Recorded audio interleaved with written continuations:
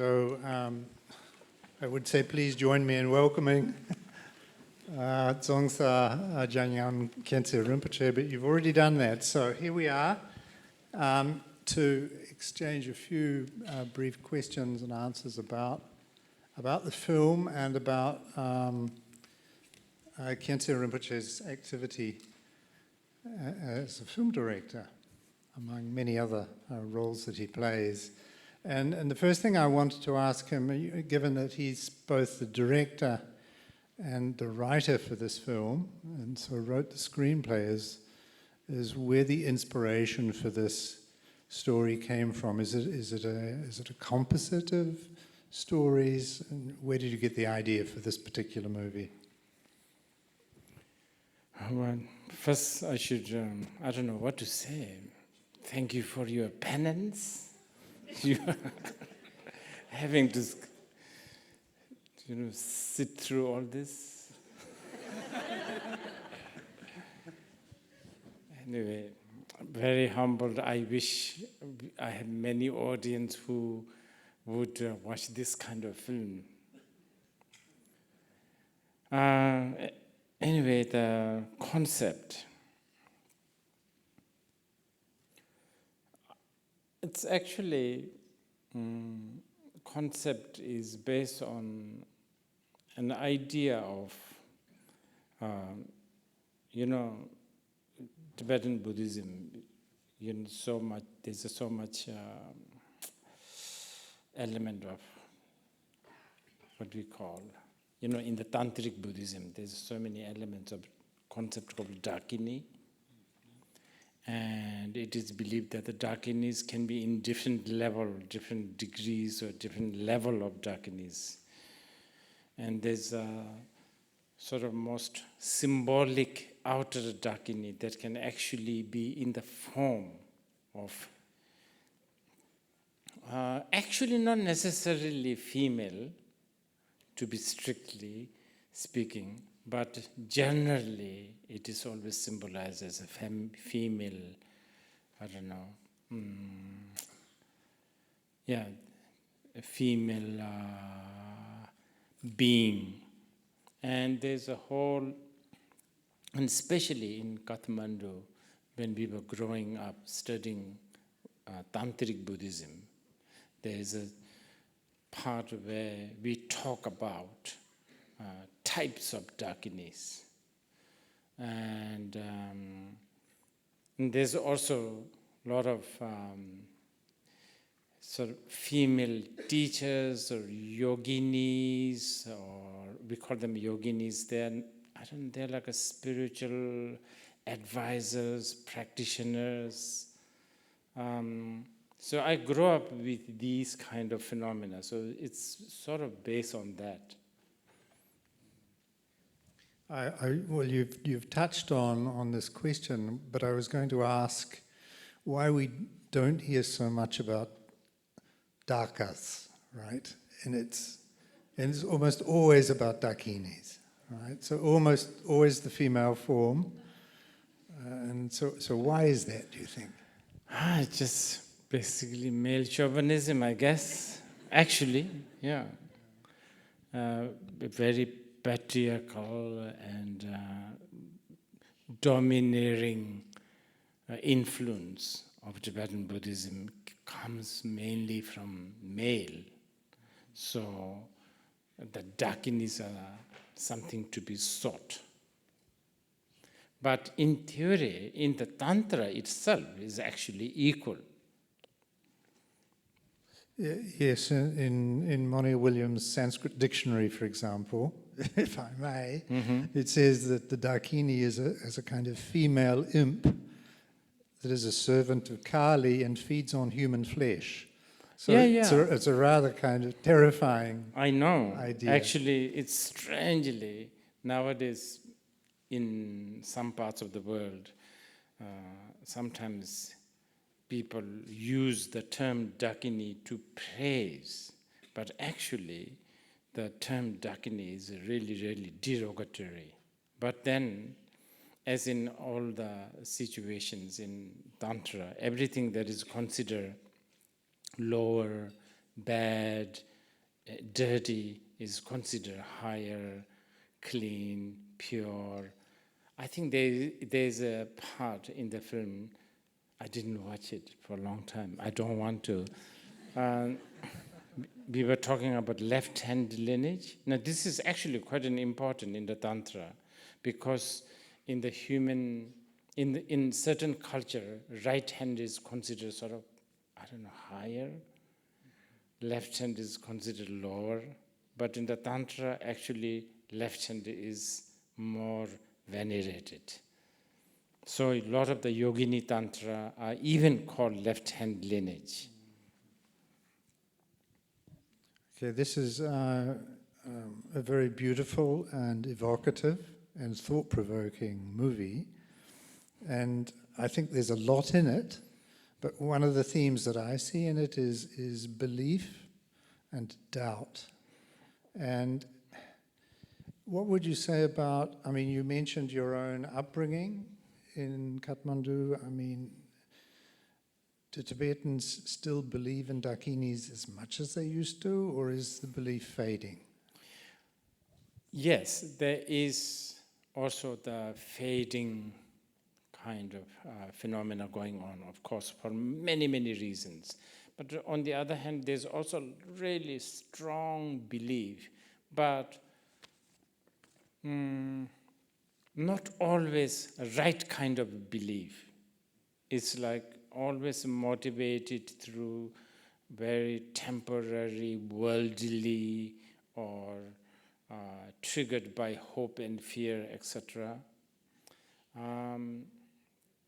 But as a path in the Tantra, and probably not just Tantra, in every spiritual path, both belief and the doubt is like crucial. You have to believe, but at the same time you have to dismantle that belief with the doubt.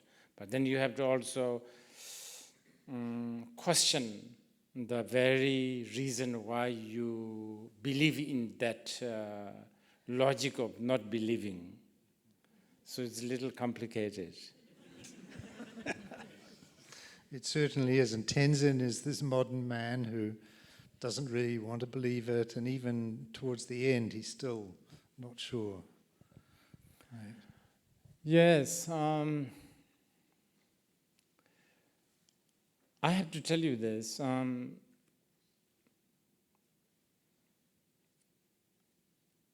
kind of stuck with this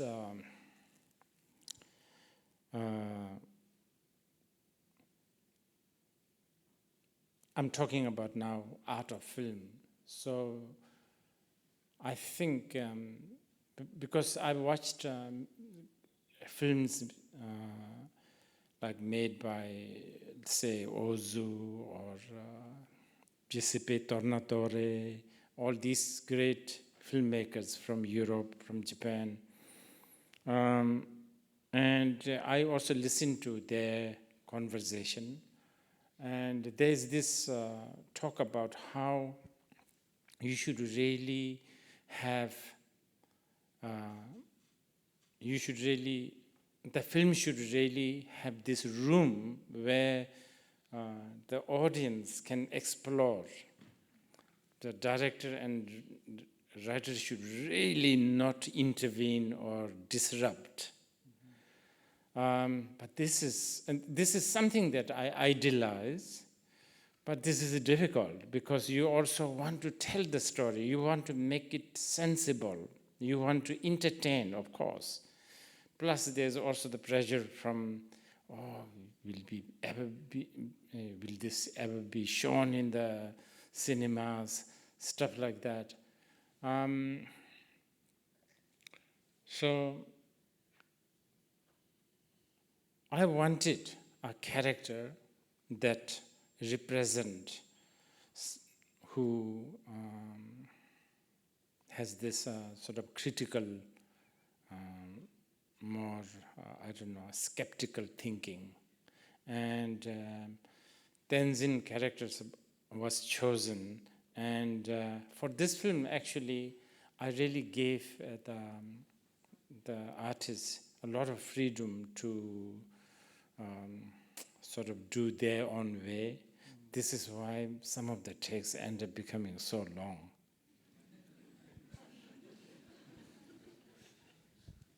I have to admit that I haven't seen many of your films. In fact, I've only seen The Cup. That's the only other one. But I sensed the same kind of, with the characters, a kind of acceptance of them as they are, and a simplicity which I personally find very charming, right? And I wonder if you're trying for that, or if it just happens naturally. No, I actually, if I'm planning to make a new one, and I have to make something that is sensible, something that is not too strange. Otherwise, I will be outcasted from the world of film very soon. It's already there. I'm already there. Yeah, but I think you could find something else to do, right? Yes. Right. It seems to me that one of the strongest characters in this movie is the Kathmandu Valley itself, or should I say herself? And in fact, the whole film looks like a love letter to Kathmandu, right? And it comes across with a particular character. I'm not sure if I've caught it correctly, but there's hardly any concrete and steel and glass. It's brick and mortar and timber. Very few cars. I think I counted 10, right? Most of them not moving. A couple of buses and motorcycles. So it has a special character that's old and lived in and timeless and what's the word? Labyrinthine. And so I wanted to ask you how you did that, whether it's deliberate, sort of what measures you took to achieve that effect, because it's a very strong image. I have to say this really is encouraging for me, because actually this was a deliberate intention. The Kathmandu, even though I grew up there, I mean for a long time I've been there, so many, I still go there.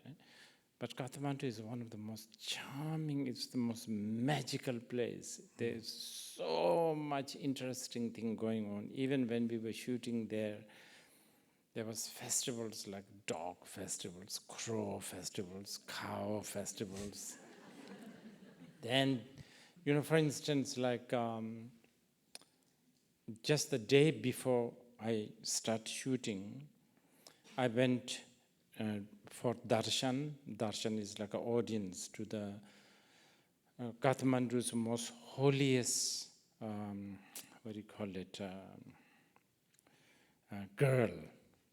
I think she was about 5. She's like considered, you can find out, we call her Kumari.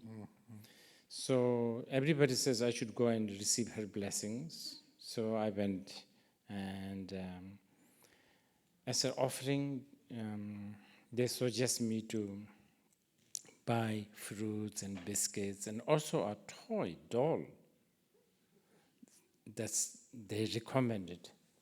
But just as I was going in her sort of palace, someone told me, I hope she will not smile at you, because that's a really bad omen. By the way, I put it in the film, that one. It's there. And it was very, I got really so, paranoid, because I'm carrying a toy. This is surely going to make her smile. But luckily it was, I think, 5:30 in the morning. So I think the mother sort of lifted her from the bed, so she was not in a good mood. And she sat on the small throne, and I have to say, as she was coming on mother's lap, mother was carrying, she just looks ordinary. But the moment she sat on this small throne, she looked so different. I'm sure it's my projection. And her sort of attendant, an elderly gentleman, asked her to bless this man, meaning me. And then she just put her hand on my head, and that's it. They left. Yes, Kathmandu is really, really special. Even today, I have to say, it's of course chaotic, the bell, the incense. So I'm really happy that you actually noticed this. Well, you have an I was last in Kathmandu in the 1980s. Oh, And I'm not sure I would want to go back because I would fear that I would not see any of what I knew on my several trips in the 80s. But now I've seen pictures of the valley completely full of buildings. But you show yes, open spaces and Yeah. greenery and This is a village called Panauti. It's outskirts of Kathmandu city. It's actually supposedly the ancient city where remember in the Buddhist Jataka tales, there was a prince who gave his own flesh to tiger. So the kingdoms, the king's palace is there. So it's there. So it's still untouched. I think UNESCO is protecting the whole village. so it's combining the roles of religious teacher and leader and film director is quite unusual. How do you see them as fitting together, or are they independent of each other? That actually, from the philosophy point of view or religious point of view, I don't see any problem. I think the problem is film always ends up getting associated with either Bollywood or Hollywood or limousine or, big, like bling bling, right? But all films doesn't have to be like that. We all know this. Although now that kind of film is sort of decaying. There are so many great films that's got nothing to do with that. And it's a powerful medium as I was growing up. I don't know whether it's any more powerful medium because now young people don't have much patience beyond 5-10 minutes. So even an hour and a half box office smasher film, I think young people today find it very long. So I don't know whether this kind of film will actually have a life. Buddhists always had openness towards using symbolism and the tool. This, having said that, I don't want to claim that I have some sort of a Buddhist message. I have that kind of intention. But again, as someone who grew up as a Buddhist from a very young time, one can't escape some kind of a Buddhist element. So is the role of director a kind of spiritual activity as well? I mean, you have to direct people, and as it were, coordinate their activities and bring out certain things in them. Do you see that as a kind of extension of your other role? I don't know about a spiritual practice, but it's an extension of a normal sort of tyrannical, sort of dictatorial kind of role. But in this case, it only lasts about a month, which is actually good because the people who you are directing, you are not going to see them after a while. Whereas with monasteries and students, they're stuck with me for a long time. So this is your or was your fifth movie, and from our conversations previously, I understand there's a sixth, a seventh, and now an eighth coming. I just made one in Bhutan. Yeah. And actually, I was really hoping to show that. But I'm sort of tied up with a certain arrangement because I still haven't presented to the world. So that's why, unfortunately, you had to endure this this one. But I'm not saying could this. I ask you to come back and show that next time? Okay. I'm not, but that one also is quite slow, I have to say. I have to already give you the, what is it, warning. Okay, so could you tell us about the next ones coming? A little bit more? You mean the one that I just did? The one you just did. Yes. One I just did, okay. Well, there is no, for my film, there's never a spoiler, so I can just tell you, it's okay. There's nothing to spoil. Just briefly, it's about a man who had an affair with a young woman, and she has a husband, elderly man, and now they thought she's pregnant. So now he's in dilemma, also because the old man was impotent for a long time, meaning the baby can't be husband's. So the young man plotted, okay, I'm going to get a Viagra and insert it in the old man's food, and just 1 or 2 times, and then it will be considered his child. So he was bringing the Viagra, and on the way to her, he had the motorcycle accident and he dies. But he doesn't know he's dead. So he's still trying to deliver the Viagra. So probably this would have been more entertaining for you.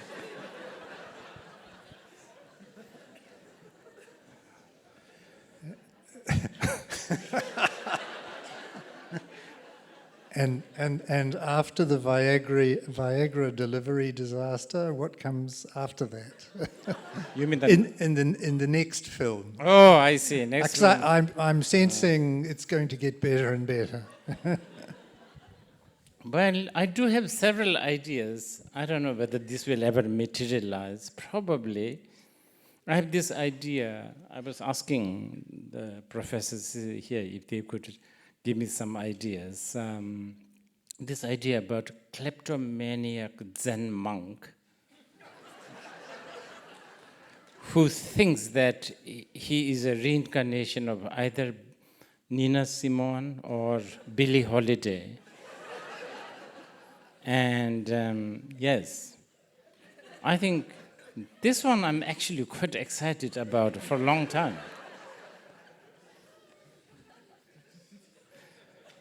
But the problem is, this kind of film doesn't have people couldn't care less about kleptomaniac monk. I think it's all how you tell the story. Okay.